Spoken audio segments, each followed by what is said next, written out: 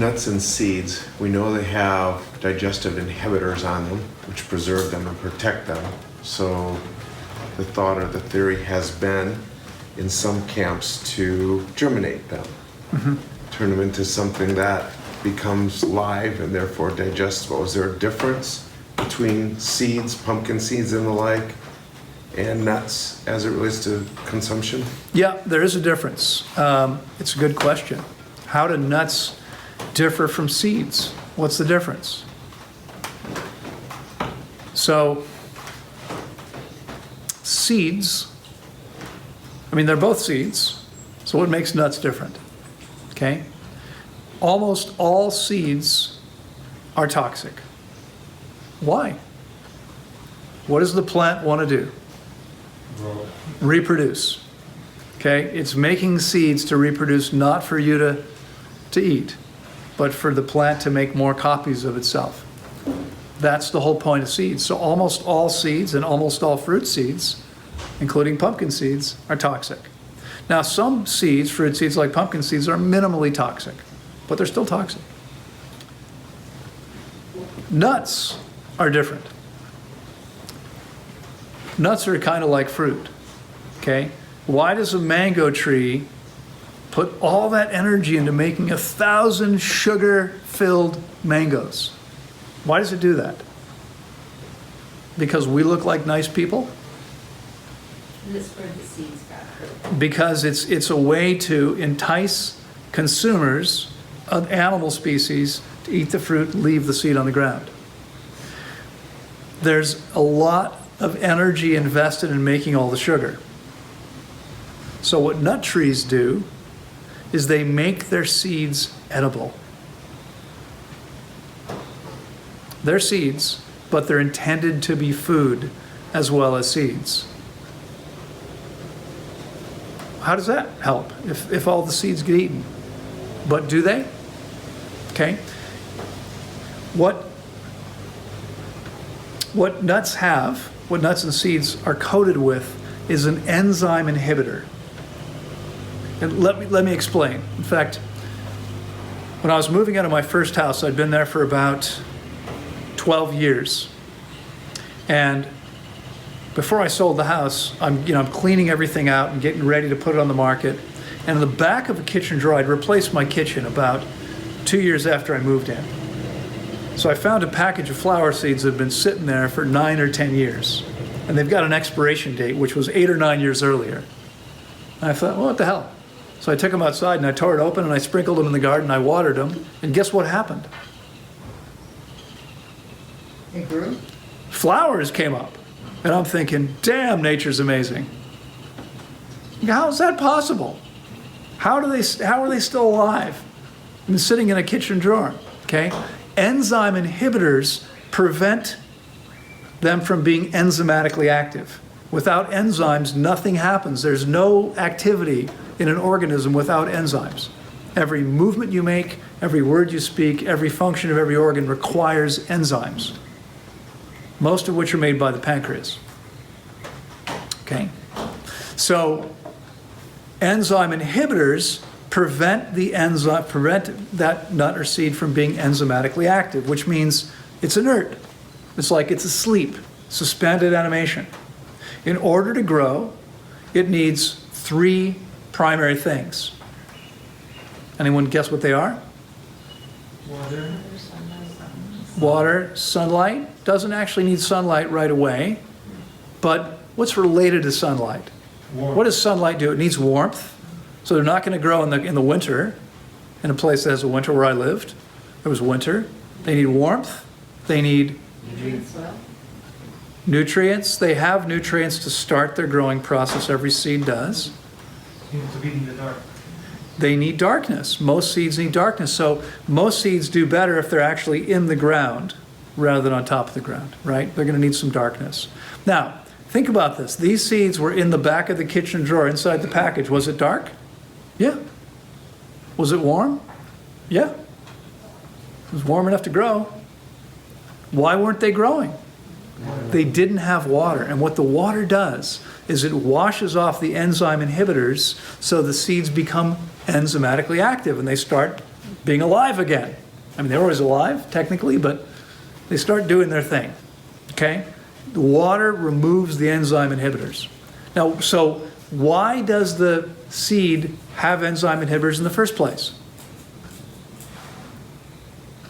Self-preservation. It helps the plant ensure that they don't attempt to grow until they meet the conditions where growth is possible. Okay? So, how many of you grew up believing, as a kid, I was told that squirrels were very forward-thinking animals. In the summertime, they're thinking, oh, it's going to be cold in 6 months. There's not going to be any food. I'm going to have to put some food away. And that they were burying nuts so that they could have them over the wintertime. How many of you heard that story? Because that's what I was told as a kid. And I bought this house. In the backyard was a black walnut tree. And I noticed, I moved my office home, and I noticed that the squirrels were taking nuts and burying them in the ground and digging them up all summer long. They weren't waiting till the winter. They'd be burying some and digging up others. What was going on? Well, they somehow learned or know instinctively that in order to be digestible, to have the enzymes in the nut active, because without the enzymes active in the food, the body has to produce all those enzymes. So when we cook food, and we've destroyed the enzymes in the food because they're very heat sensitive, your body has to produce them all, has to make the digestive enzymes to break that food down. When the food is in its natural raw state and those enzymes are still present, you don't need those enzymes. Your body doesn't have to make as many. Your pancreas has less work to do. Okay? This makes sense? Most people, it's been suggested, are probably having an enlarged pancreas because they're constantly forcing the pancreas to do much more work than it was ever intended to. Not just because of the overconsumption of sugar, because the pancreas also makes insulin, but because the pancreas is constantly having to make digestive enzymes that it shouldn't have to make. When we eat the food here, we don't need to make those enzymes. They're in the food. Okay? So, the nuts, same thing's going on. They're protected. The enzymes aren't active. The squirrels and chipmunks and other species that eat them, they somehow have learned or know that they're easier to digest if they're enzymatically active. And they don't have a lot of bowls. Okay? You can put them in a bowl in your kitchen and fill it up with water and soak them. They don't really have a way to do that. So what do? They put them in the ground. They plant them. They plant them. Now think about this from the walnut tree's perspective. Okay, we're not the only species that has to work for a living. Every species has to work for a living. For most other species, their job is just to find food. To find enough food to survive. Okay? But the squirrels and chipmunks in my backyard were employed by the walnut tree. Their job was planting walnut trees. And they got paid in walnuts. And here's the way it worked. Okay? They would plant the trees, they'd put them in the ground, they'd dig a hole, they'd put the nut in there, they'd cover it up, because they wanted it to germinate so they could come back and eat it. And they put it in the conditions where it was going to be most likely to germinate. But I noticed something. They're not as forward-thinking as you might have suspected. They failed to make a map of where they planted these nuts. They did not put little flags over each one, little stakes. They didn't mark them in any way. Do you think it's possible that they might have missed one or two? How do they find them if they're not marking them? They smell them when they germinate. But what if they miss one or two? What if every year the walnut tree makes 1,000 walnuts on average, and the squirrels and chipmunks plant most of them, and they don't find and eat one or two? What happens? There are one or two new walnut trees. And next year, one or two more. And 10 years later, those first ones are making more walnuts. That's a pretty successful strategy. If only 1 or 2%, excuse me, 0.1 or 0.2 out of 1,000%, 0.1 or 0.2% survive, they're going to do just fine as a species. Can you see that? Okay? And they don't have to make fruit. They don't have to go all the energy expenditure of making fruit. They just make their seeds edible. And they're willing to know that some of them are going to be expendable. Now, think from the fruit perspective, right? It's a different strategy. You might say, yeah, but with the fruit, all the seeds wind up on the ground. They don't get eaten. That's true. But are the animals that are eating fruit, are they planting the seeds? No, they're just leaving them wherever they leave them. Some of them might be left on a rock, okay, or in the shade of something where it's never going to grow, or in the water, okay? They're not, it's not like all the fruit seeds, all the fruit gets eaten, all the fruit seeds successfully develop into trees. They don't. Some percentage do, maybe it's more, maybe it's less. It's just a different strategy, okay? So nuts are seeds that are meant to be edible. Does that mean we should eat them? What do you think? Yes. Thank you. Oh, goodness. It doesn't necessarily mean we should eat them. Okay, and why not? How do they process in our digestive tract? Well, concentrated fats are much harder for the body to handle, right? And most nuts are at least 50% fat. People think of nuts as being high protein foods. They have a lot of protein, but they've got more fat than protein in almost every case. Okay, most nuts are at least 50% fat. They're also acidic. That's pretty intense. They're also acid forming in the body. So the more of them you eat, the lower your pH tends to go and the more osteoporosis you develop. Okay, 'cause So we'll come back to that. I typically eat nuts with an apple. Okay? What does that combination do together? Make it slightly better? Slightly worse? It's an okay combination. Nuts, fats combine best with acid rather than subacid, but it's not bad. You've got an acid and you've got something that's acid forming and something that's alkaline forming. Together, they may neutralize each other a little bit, but ultimately, it still has a net negative effect. And recently, there's actually been research that shows that nuts are detrimental to our systems in various ways. So here's the thing about nuts. I would suggest that nuts probably, at various times in our evolution, played an important role for us. Like when? Well, like maybe after a flood or fire or drought. Some natural calamity where there wasn't a lot of fresh food available.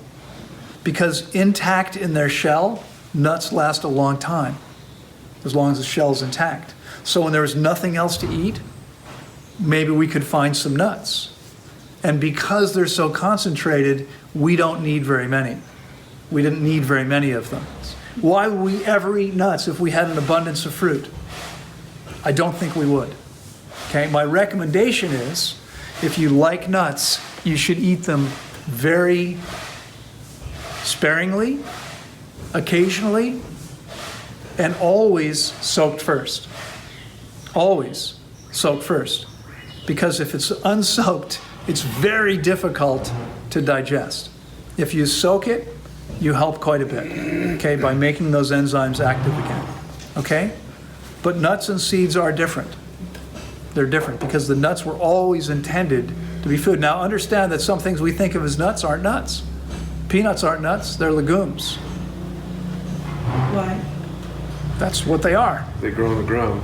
They're not a nut. A nut grows on a tree, it's different. Yeah. It's not a nut. It wasn't intended to be food, it's different. Okay, they're toxic in their raw state. Pistachios, not very difficult to digest, and for anyone with fungal issues, candida issues, covered with mold. Very hard to get in without putting mold in your mouth. Okay? And remember, nuts are acid forming. Well, seeds, generally speaking, are best avoided in most cases. Most seeds are toxic. Nuts are seeds that are intended to be eaten, so are generally better choices. If you're going to eat seeds, you should soak them too. Same thing, they've got enzyme inhibitors, okay? But I wouldn't eat very many seeds. Sunflower seeds are probably the most neutral of all, the least acid forming. So when I occasionally use seeds, I'll use sunflower seeds generally. Yeah, Are they more neutral, the sunflower seeds, than pumpkin seeds? yes. Okay, chia seeds, which, you know, it's been a big superfood now for several years. Chia seeds can cause problems for you. They can, there are various different varieties of chia, but there's only one type of chia seeds that doesn't raise your triglycerides. And for people that already have a triglyceride problem, they want to avoid those. Oh shoot, I know there's another issue, and I don't remember now exactly what it is with chia seeds. But it's common for, ALA, alpha linoleic acid. Again, too much is harmful to us, and they're high in ALA. So you want to be cautious. You know, these are not things. Remember, I mean, we're not intended to be collecting pounds of seeds at one time. If we lived in nature, how many chia seeds would you be eating at one time? How would that happen? Like, I mean, how much time would you expend to pick up little tiny seeds? So you had a collection of enough to actually make something with. Why would you ever do that if you had mangoes and papayas and bananas and other fruits around? Okay, so if you're going to use them, they should be a very small percentage of your intake, and you want to understand that consuming more than a little bit of any seed is probably going to be too much. You know what? Flaxseed, would that be better? Are flax seeds better? No, not really. Flax seeds are completely indigestible by humans. So if you want to use flax seeds, the best way is probably to soak them and then to scoop the oil that's released off of the top and consume that. But you don't need to. I mean, if your body's clean enough, right? I mean, most people look at these things, they're looking for superfoods because their diet's not sufficient and or their body doesn't work very well. If your body's clean and you're eating properly, you shouldn't have any trouble getting the fatty acids you need from real food. You don't need to consume things that we would never consume in nature. Okay, again, I mean, how many flax seeds, right? Anyone ever been in a field of what's it called, the actual grain? Linen. Well, I guess they call it flax. So linen, the fabric, comes from the same plant, right? The flax seeds are the seeds of that grass. But are you really going to go through a field of this stuff and like collect the little seeds off of it? And then it seems unlikely. Now, I mean, if you're hungry and there's nothing else to eat, it's good to know that you can get something useful from them, right? It's good to know that you can eat some sunflower seeds and they're dense with calories and they'll meet your needs without having to consume a lot. It's good to know that, you know, if you find a few almonds can take you pretty far. It doesn't take a lot of them because they're concentrated sources of calories, right? So you can probably, if you had a little bit of fruit and a bunch of nuts, you'd be okay if you needed to do that. And again, that's, you know, my opinion is that nuts and seeds have probably been important for humans over evolution, over our history, at those times where there wasn't any fresh food available.